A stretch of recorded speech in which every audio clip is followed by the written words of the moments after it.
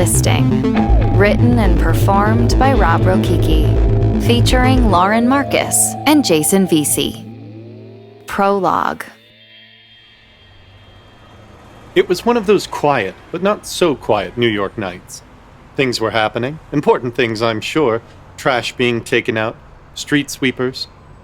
The hiss of steam pipes in the mid-October night, the smell of dead leaves and old tikka masala, the rustle of overhead squirrels arguing over nuts and detritus left from the nurses of the nearby sanatorium, the lone wail of a siren in the distance.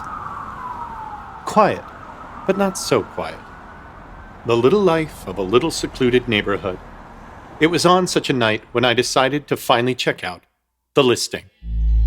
Chapter 1. Hindsight. Mind you, I had my eye out for some time for this area. More in particular, the Petersfeld, a legendary old residence, overlooking a nearby park, a gated garden, and of course the old sanatorium. More Gothic than Romanesque, with its parapets and turrets, gargoyles and tracery, the Petersfeld stood alone as a landmark to a forgotten time. The city sprawl obfuscated so many of these old residences into obscurity. It suddenly occurred to me with some melancholic wistfulness that the flying buttresses might look somewhat out of place, as the edifice was apparently being converted into a CVS. The sudden squeal of a squirrel startled me. Perhaps it had found the tikka masala. I checked my watch. 3 a.m. seemed an odd time to be meeting someone to showcase the place. However, I knew too well that in real estate, you had to pounce when opportunity presented itself. And like a grimalkin stalking its prey, pounce I did. I checked again the listing and remembered what my flatmate Greg had said the previous night.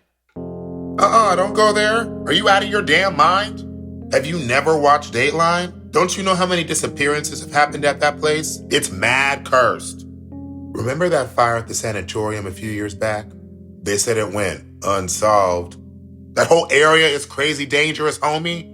I once ate a Subway sandwich that made me so sick in that neighborhood, I vomited green for a week. I swear it was because of the curse. Greg was always one for hyperbole. And Subway sandwiches. He'd gotten food poisoning 3 times from the establishment, but it had never stopped him from eating fresh. Whoa, wait. Who is this person you're meeting? And at 3 a.m. no less. That's insane, dude. That's like where you go to get blacked out and wake up in an ice bath with 1 testicle. I think he meant kidney. No, I meant testicle. It happened to my cousin. Regardless of his good intentions, I alleviated Greg's concerns and assured him that I would only be gone for a short while.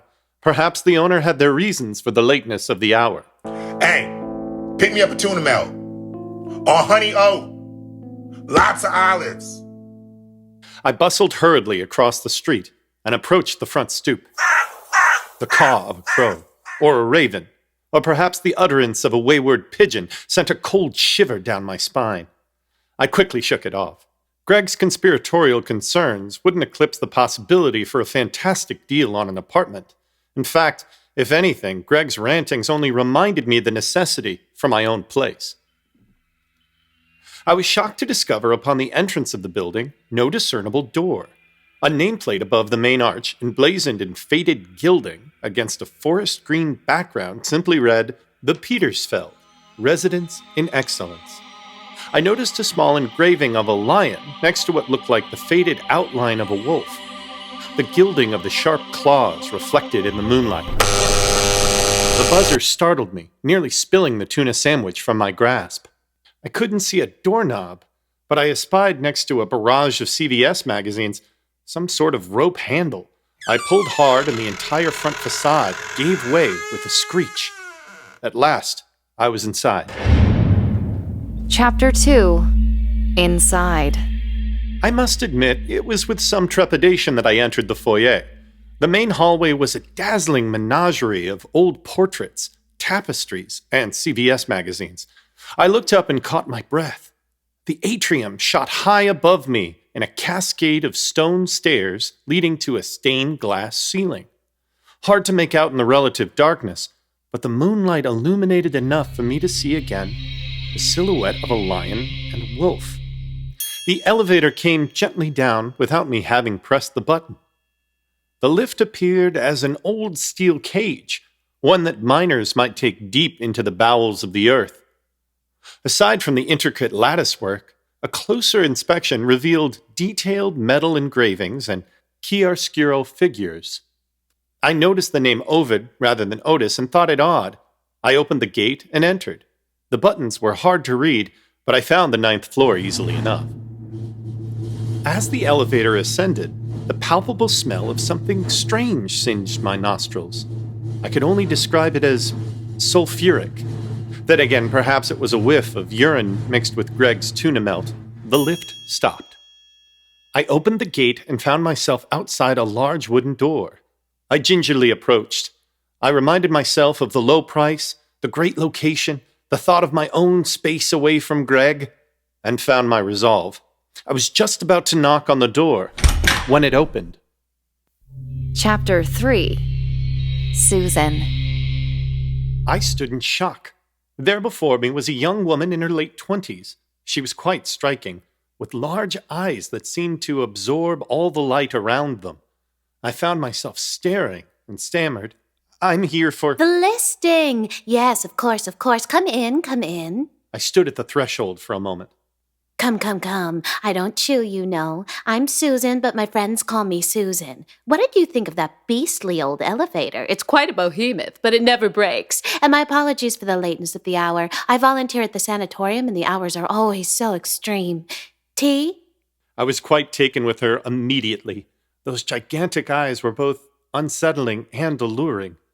"If you work nearby, why are you looking to leave this place?" I asked. Nuh-uh. I have my reasons. I'm sorry, I don't mean to pry. It's okay. It's just that I'm about done with my time at that beastly old place and ready for greener pastures. Now, how about that tea? The way she lingered on greener pastures seemed to haunt the air. As for tea, what could I say but yes? We entered the living room, high vaulted ceilings, beautiful view of the city below. It was homey, elegant, spacious. Susan put on the kettle. Well, what do you think? "It's great," I said. Great is a term for plebeians.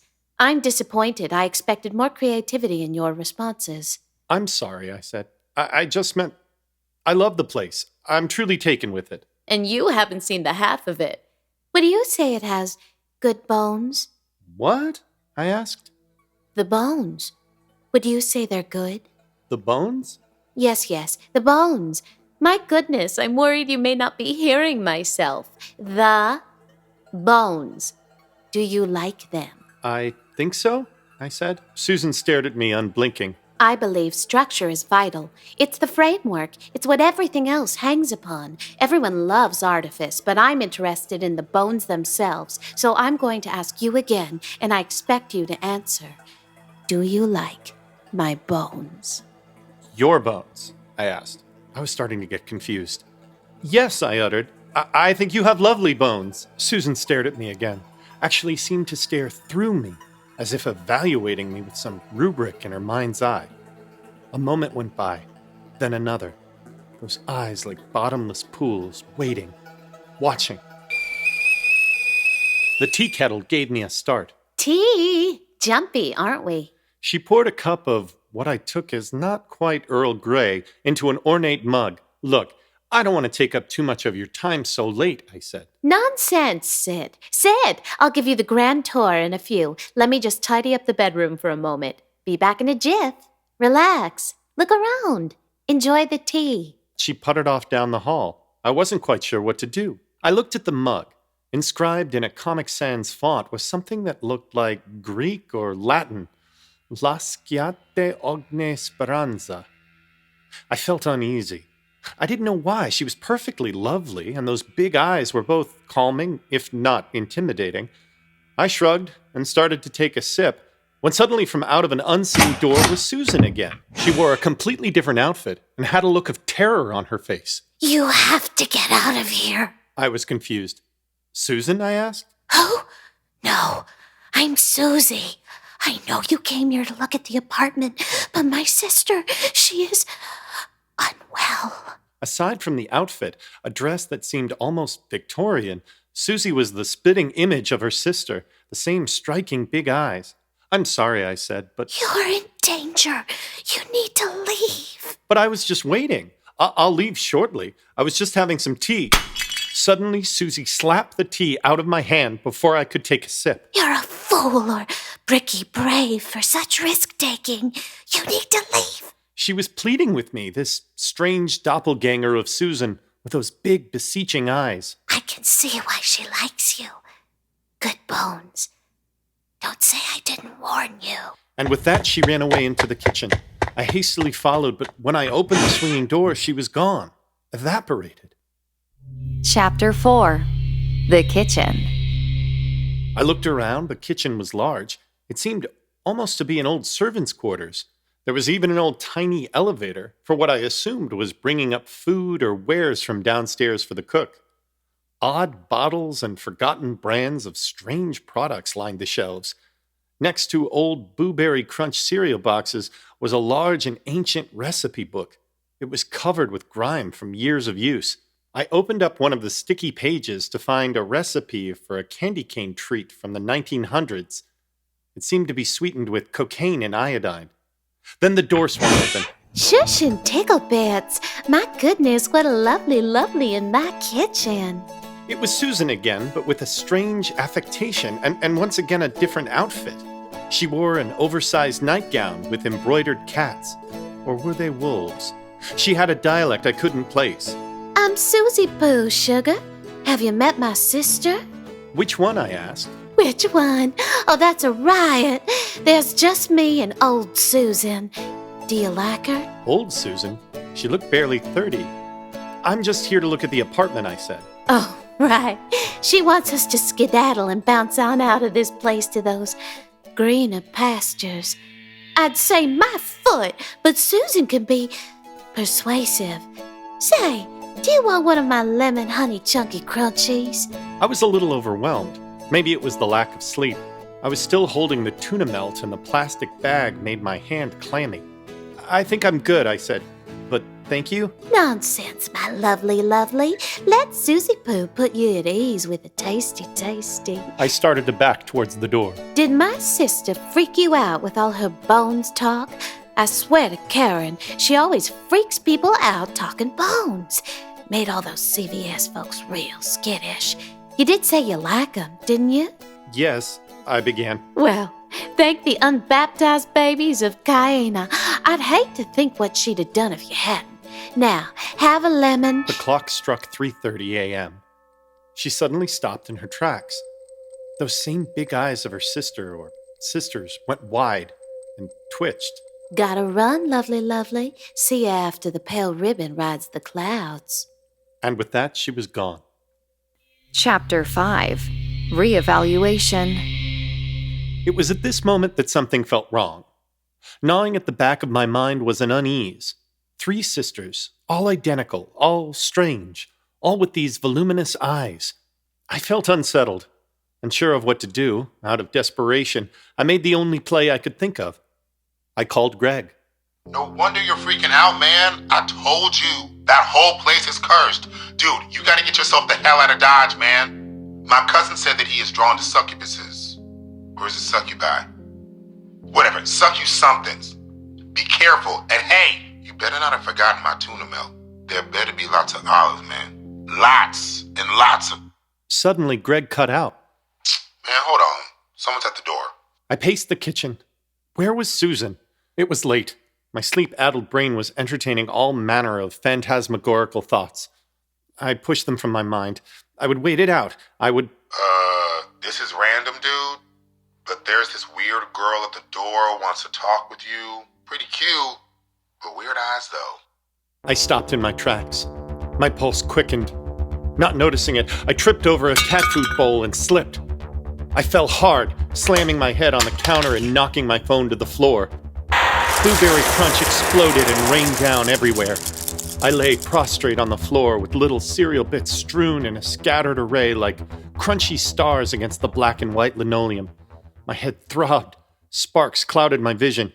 Dazed but in one piece, I made a half-hearted attempt to raise myself up, when through the swinging door, Susan appeared. There you are, you sneaky snake. And what a mess. No worries. Susie Pooh will clean up. Your head. Are you all right? Did you bump your belfry? Poor thing, let me take a look. I assured her I was quite all right, but she insisted vehemently that she examine me. She helped me to the bathroom, which looked more like an apothecary filled with vials and medicines I'd never heard of before. You daffy cretin. Don't you know your cranium is one of your most important bones? Let me just dab this on it. Her hands were delicate and smooth, with strange concentric circles in the palms.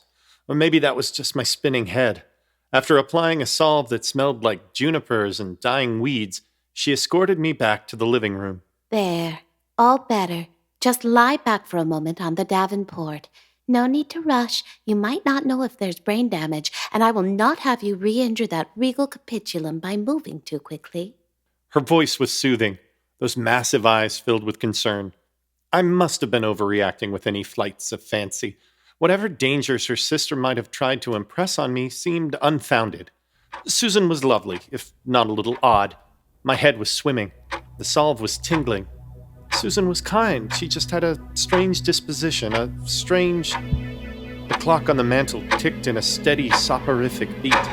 The room began to shift, and I suddenly fell into a deep slumber. Chapter 6. Shipwrecked. I awoke with a bolt. My head had a dull ache as I tried to get my bearings.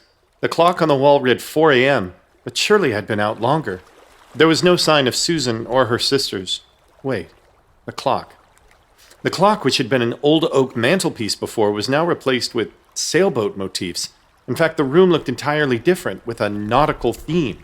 Rising from a bed, I realized I must be in a guest room. The space was ellipsoidal in shape, like an oblong egg. Sailboat paintings and models permeated the walls and floors.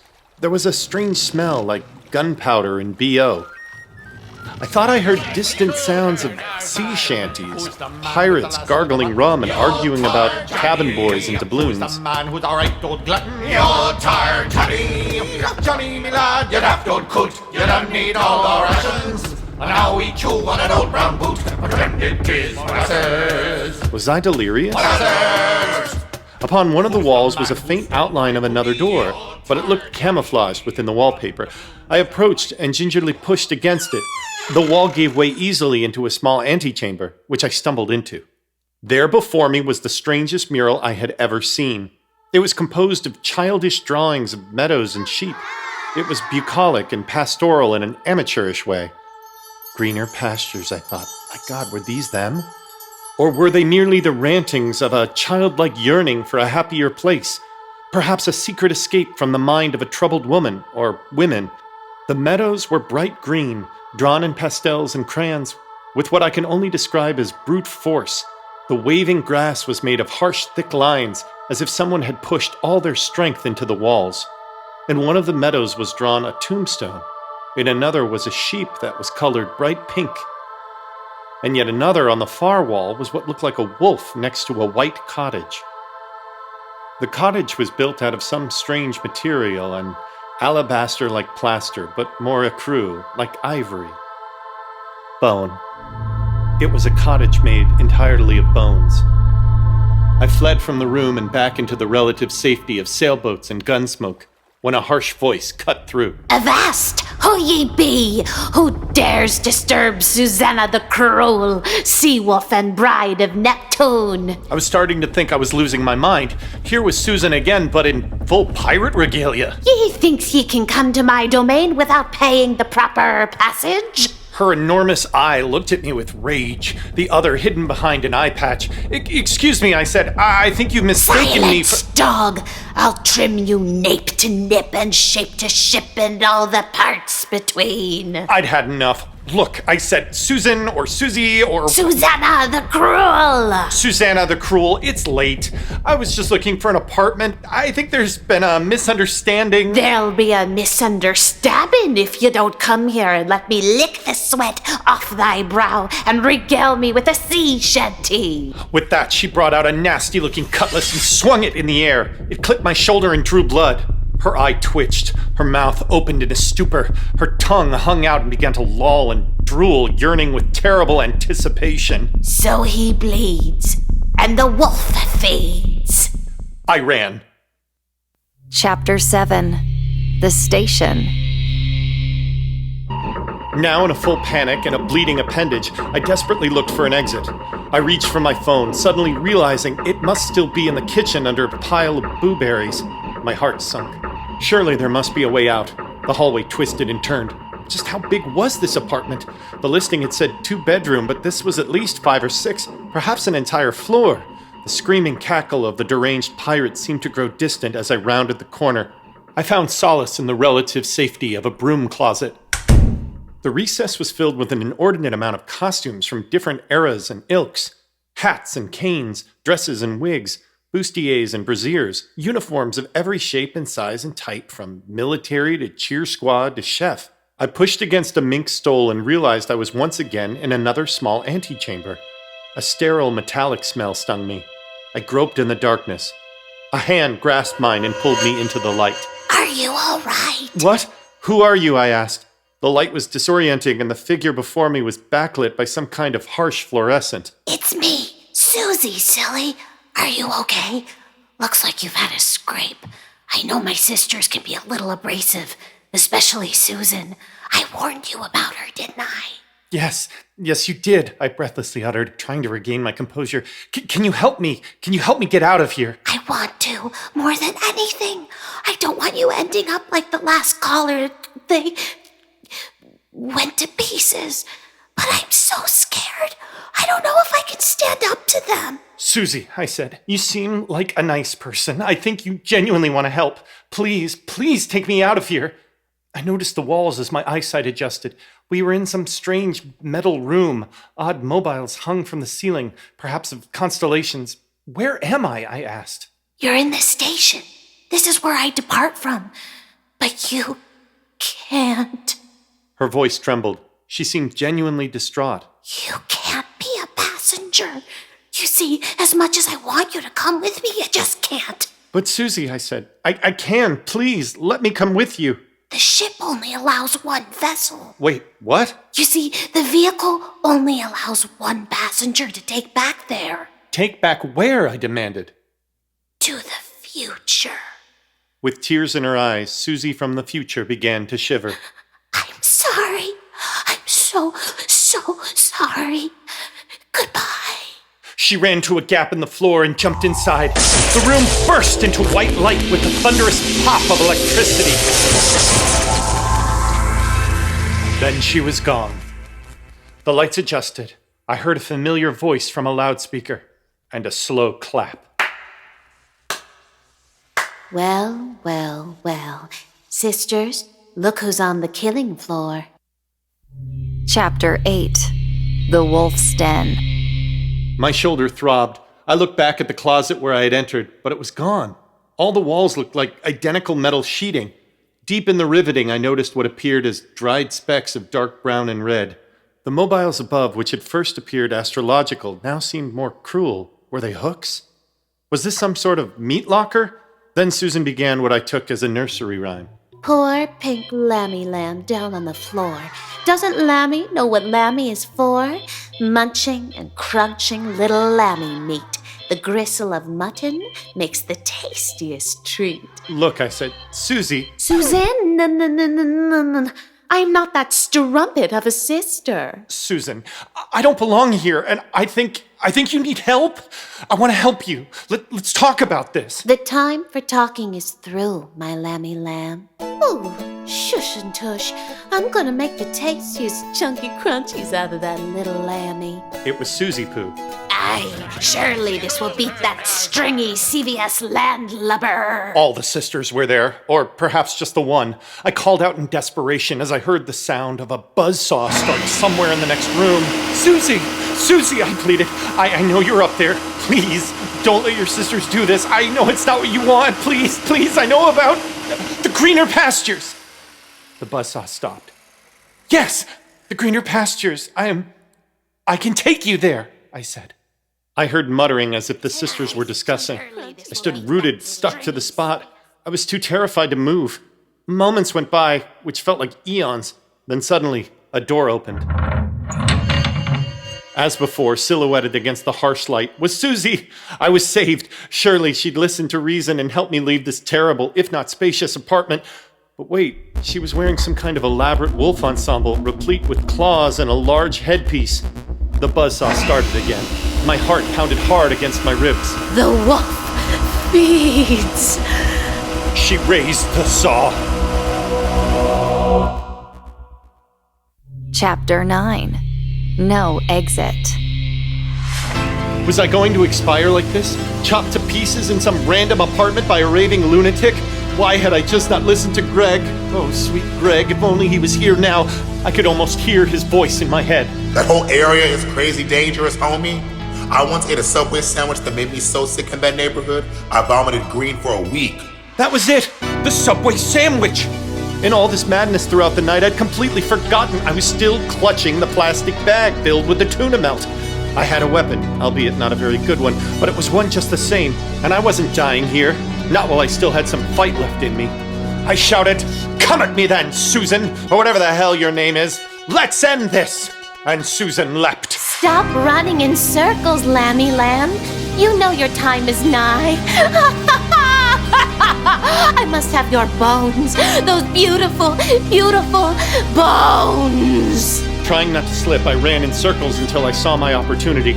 I dodged the spinning blade and swung the sandwich high in the air. It lingered in space as we both were transfixed, as if in slow motion. Then I brought it down hard, catching Susan squarely in the face. The bag exploded. Tuna melt rained down everywhere. Olives! Oh God, not olives! I'm allergic! Oh God, they're everywhere, you monster! She dropped the saw and began to heave as if to vomit. You have made a mess and ruined everything! She vomited violently all over her wolf head and fell into the corner, convulsing and crying. My outfit! My beautiful outfit! Who's going to clean this all up? God, I'll never get the deposit back. You ruined everything. I kicked the saw away and suddenly noticed the metal teeth were made of plastic. In fact, the metal walls looked to be just painted plywood. I hadn't noticed it before, but there was a doorknob blended in with the paint. I turned it and walked into the hall. I looked back at the huddled mass of vomit, tuna melt, and wolf accoutre in the corner. Don't you know how expensive it is to make a site-specific immersive theatrical endeavor? I'm sorry, what? I asked. 3 a.m. was the only time slot they allowed for me in this apartment. I don't even live here. I had to rent all the sets. It took weeks to install, and now it's a mess. My world was spinning. How dumb was I? Of course. The elaborate sets, the strange themed rooms. I was in some twisted art installation. But I said, you cut me! That wasn't supposed to happen.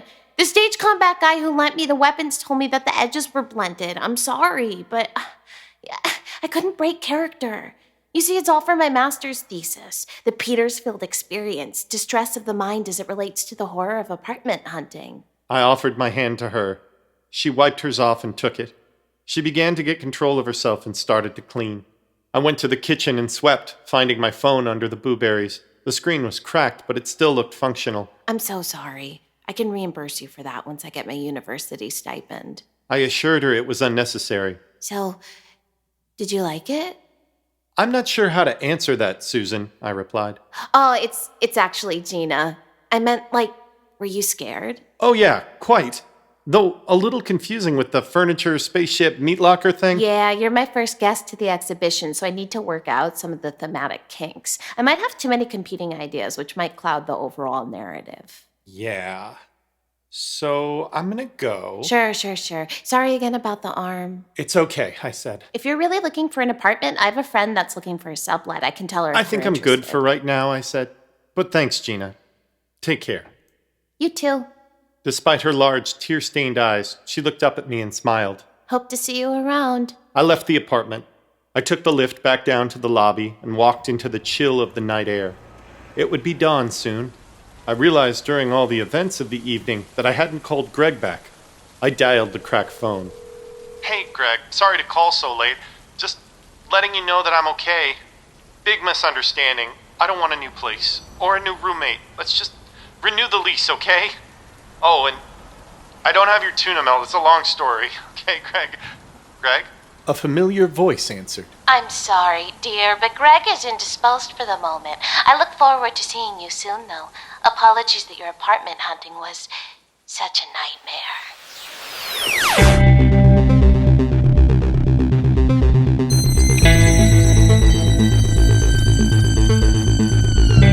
This has been The Listing, written and performed by Rob Rokicki, featuring Lauren Marcus and Jason Veasey.